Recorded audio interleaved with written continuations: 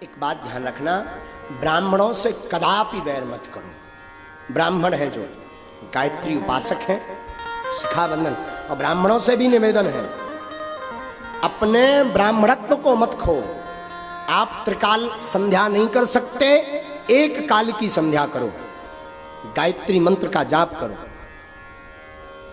शिखा रखो, तिलक लगाओ, मुख से गालियां मत बको। और जो ब्राह्मण इन नियमों पर चलता है तो राजा तो केवल अपने देश में पूजा जाता है, पर विद्वान सर्वत्र पूजा जाता है। विद्वान की सर्वत्र पूजा होती है, सभी जगह।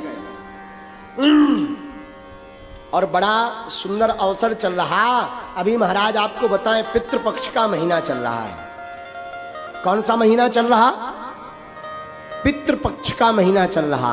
और पितृपक्ष के पावन माह में हम भागवत कथा सुन रहे हैं। अगर आपने पितृपक्ष में कोई भी सत्कर्म किया, उसका 1000 गुना फल प्राप्त होता है।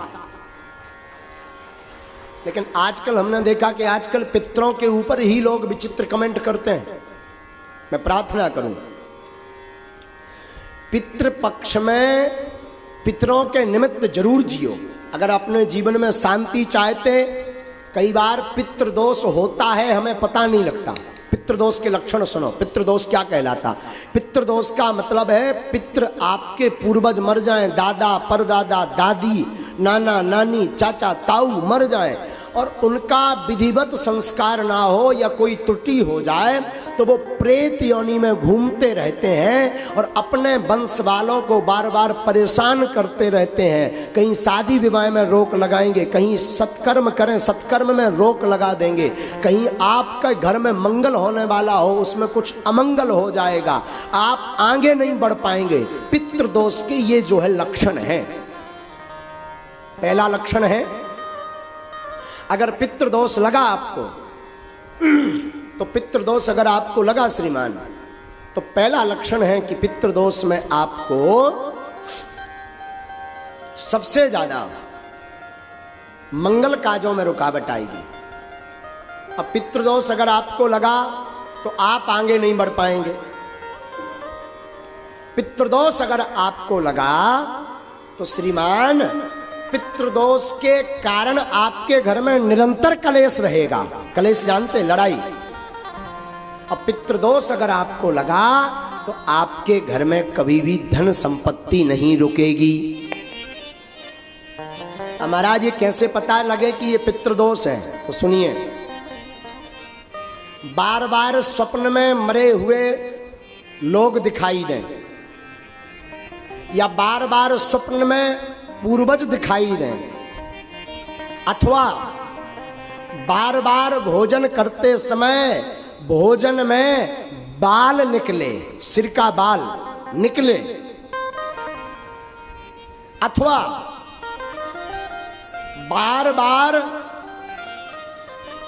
कोई भी प्रयत्न करने से सफलता प्राप्त ना हो, तब समझ जाना चाहिए कि आपके ऊपर पितृदोष है। और पितृदोष की निवृत्ति के लिए जो अभी वर्तमान में पितृपक्ष चल रहा है, ऐसे पितृपक्ष में हर वर्ष पितरों के निमित्त कुछ ना कुछ सत्कर्म करो, भगवत कथा करो, दान करो, ब्राह्मण भोज करवाओ, गरीबों को भोजन करवाओ, गौ को ग्रास खिलाओ। ऐसा करने से और पितरों को याद करने से पितृदोष से मुक्ति हो जाती है।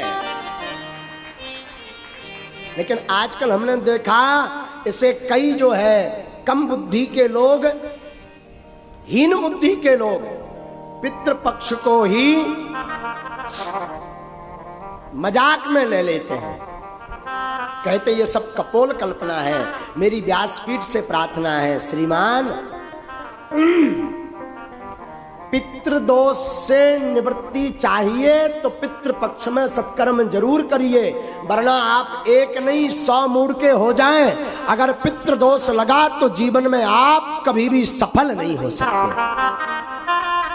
एक बात। दूसरी बात, शायद धोखे से एक बार सफल हो गए। देखो, प्रतिष्ठा प्राप्त कर लेना कठिन नहीं है आज के सोशल मीडिया के जमाने में।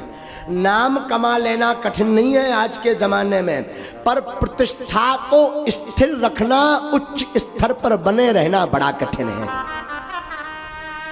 इसलिए पितरों के निमित्त जरूर पूजा करो।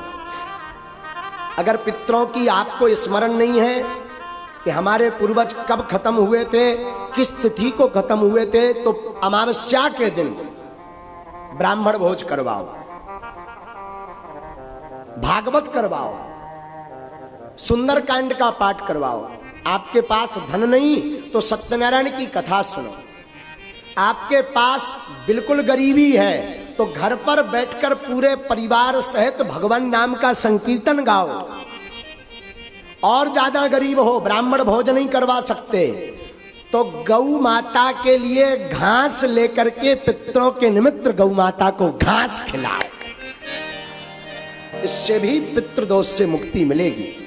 और एक बढ़िया उपाय बताएं, पूर्वजों को तो लगभग सब मानते होंगे, शायद पूर्वजों को आप मानते हैं और आपको लगता है कि पितृदोष है और इतना भी नहीं कर सकते, तो पितृपक्ष के 15 दिन पितरों की दिशा है दक्षिण दिशा।